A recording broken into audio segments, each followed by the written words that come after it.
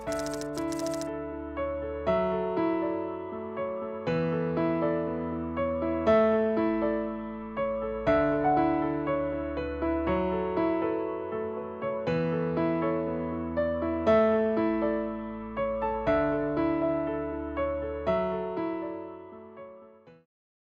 আমরা শুরু করব কিছু টার্মিনোলজিস দিয়ে। তো টার্মিনোলজিস জিনিসটা কি?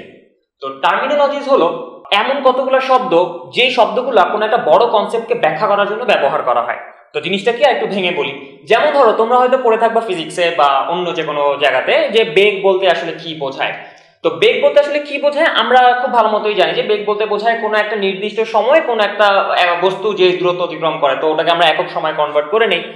তো এই যে কোনো একটা একক সময় কোনো একটা বস্তু যেই দূরত্ব অতিক্রম করে, এত বড় জিনিসটাকে আমরা সহজে বোঝানোর জন্য একটা টার্ম ব্যবহার করি। সেই টার্মটার নাম কি? সেই টার্মটা হচ্ছে বেগ। ঠিক তেমনি অর্গানিক কেমিস্ট্রিতে বা যে কোনো একটা সায়েন্সেই তুমি যখন মাত্র অ্যাপ্রোচ করতে শুরু করবা, তখন ওই সায়েন্সের কতগুলো শব্দ সম্পর্কে তোমার শুরুতে আইডিয়া নিয়ে নিতে হবে। কেন নিয়ে নিতে হবে? মূল টার্গেটটাই হলো আমার যেন অনেকগুলো কথা খরচ করা না লাগে।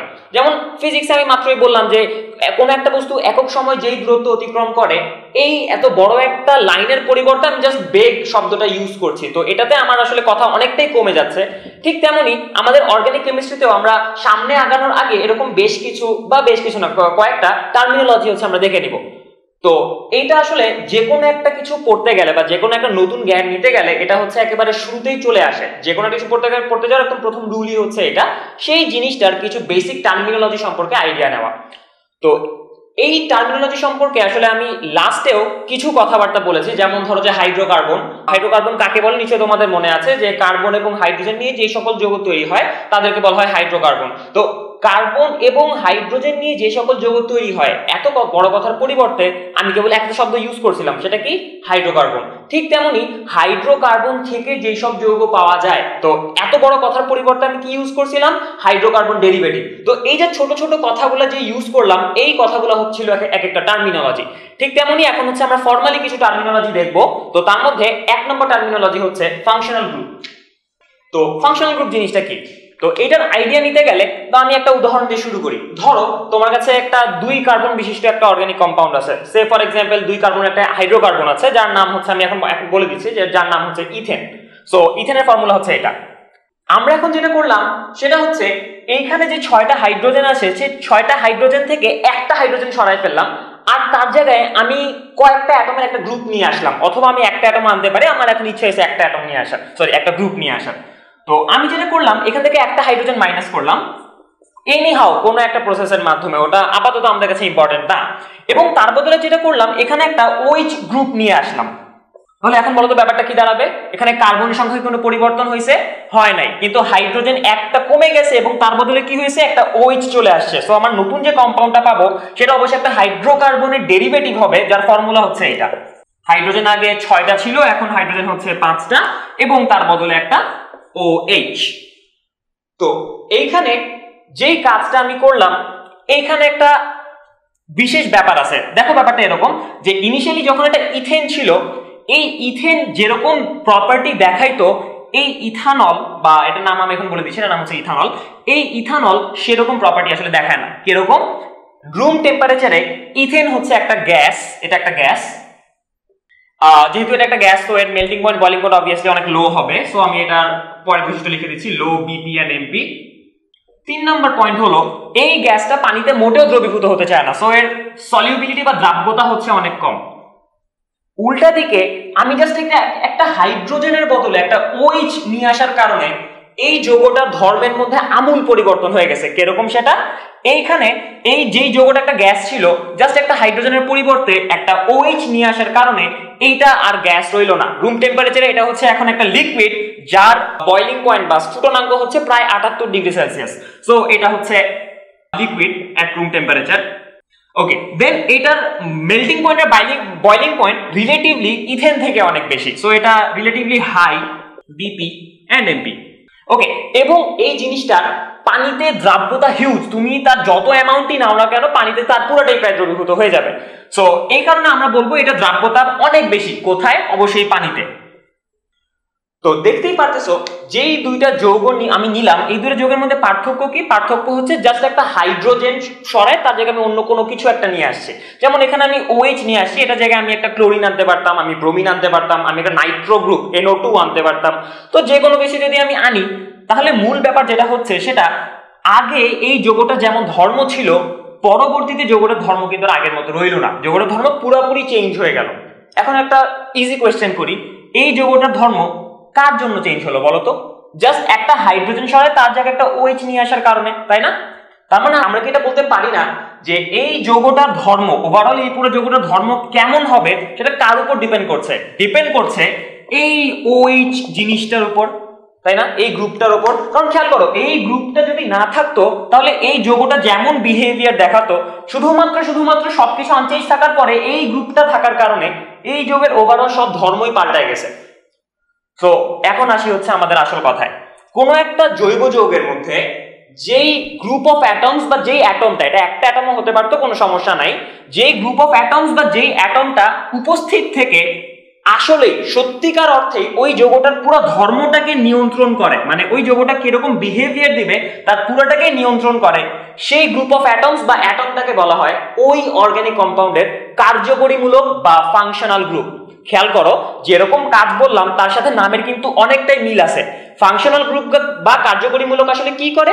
যেটা করে সেটা হলো এই যৌগের ধর্ম কেমন হবে তার পুরাটাই সে নিয়ন্ত্রণ করে। তার মানে যৌগের ফাংশন বা যৌগের কার্যকারিতা পুরাটাই আসলে এই ফাংশনাল গ্রুপটার হাতে। দ্যাটস ওয়াই তার নাম হচ্ছে ফাংশনাল। তো দেখো ভাইয়ারা, যে ফাংশনাল গ্রুপ নিয়ে বলতেছিলাম, আমি এখানে কিছু লিস্ট দিয়ে দিছি ফাংশনাল গ্রুপের।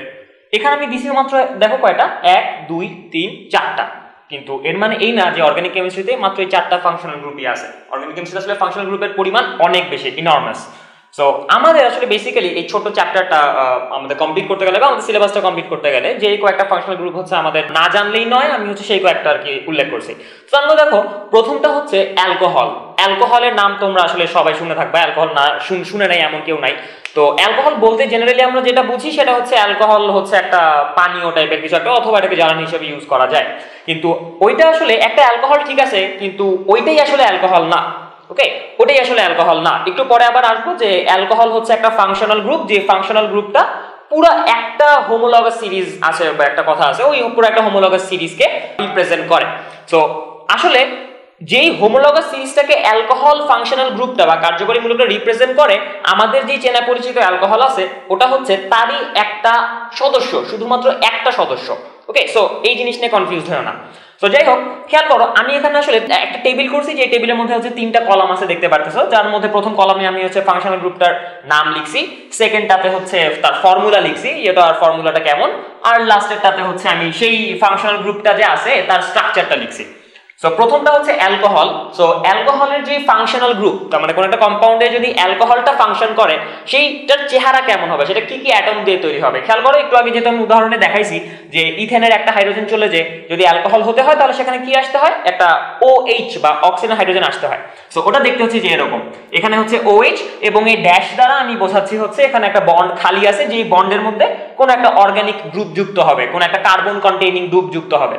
আচ্ছা, তো বেশিরভাগ ক্ষেত্রে যেটা যুক্ত হয় সেটা হচ্ছে একটা অ্যালকাইল গ্রুপ। ওকে, সো অ্যালকাইল গ্রুপ কি, ওগুলোতে আমরা আরো পরে আসবো।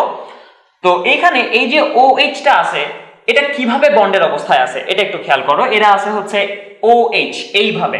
ওকে, এখানে এই অক্সিজেনের এই খালি হাতটা বা এই ড্যাশটার মধ্যে হচ্ছে একটা অর্গানিক গ্রুপ যুক্ত থাকবে এবং আরেকটা হাতের মধ্যে একটা হাইড্রোজেন যুক্ত আছে। খেয়াল করো, সেকেন্ড যে ফাংশনাল গ্রুপটা আছে সেটা হচ্ছে অ্যালকাইল হ্যালাইড। সো এখানে আবার খেয়াল করো, অ্যালকাইল কথাটা চলে আসছে।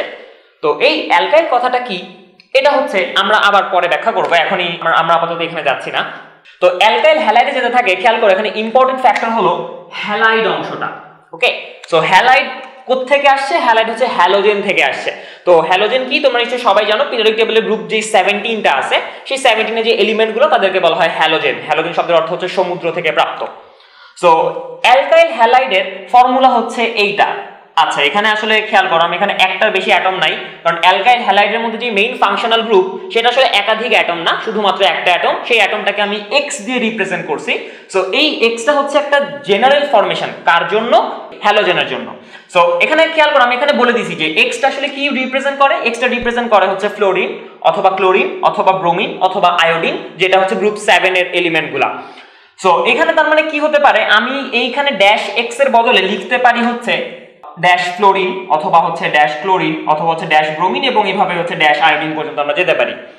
সো এইটার আসলে স্ট্রাকচার কি হবে, এটা আসলে তেমন স্পেশাল কোনো স্ট্রাকচার নাই, কারণ যেহেতু এখানে একটাই অ্যাটম আছে, সো এখানে স্ট্রাকচার নিয়ে আমাদের ঝামেলা করা তেমন কোনো দরকার নাই।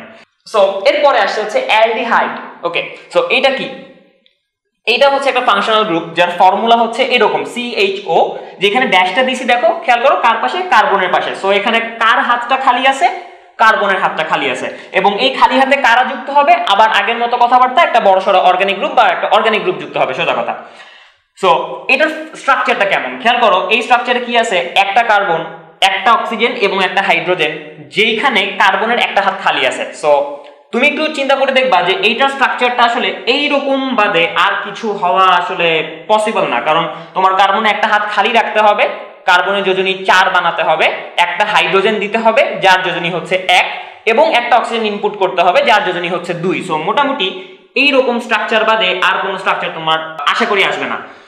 এরপরে আসা হচ্ছে কার্বক্সিলিক অ্যাসিড, এটা খুবই ইম্পর্টেন্ট একটা ফাংশনাল গ্রুপ। সো কার্বক্সিলিক অ্যাসিডের ফর্মুলা হচ্ছে COOH, স্টিল এখানে কার্বনের একটা হাত খালি, যেখানে একটা অর্গানিক গ্রুপ যুক্ত হবে। সো এইটার স্ট্রাকচারটা কেমন খেয়াল করো, আমি এখানে দিয়ে দিছি, এটা স্ট্রাকচারটা হচ্ছে এরকম। এখন তুমি ট্রাই করলে কার্বক্সিলিক অ্যাসিডের এইটা বাদেও আরো একটা স্ট্রাকচার আঁকতে পারো, সেটাতে কারো না নাই, কিন্তু সমস্যা হলো তুমি যদি অন্য কোনো স্ট্রাকচার বের করো, সেই স্ট্রাকচারটা আসলে আমাদের প্র্যাকটিক্যাল এক্সপিরিয়েন্সকে আসলে ব্যাখ্যা করতে পারবে না। ফাইন, সেই কারণে কার্বক্সিলিক অ্যাসিড আসলে প্রপোজড স্ট্রাকচার এইটা, এবং এটাই আসলে সঠিক স্ট্রাকচার, এবং তোমরা আসলে ট্রাই করে এটার আরো কয়েকটা স্ট্রাকচার বের করতে পারবা।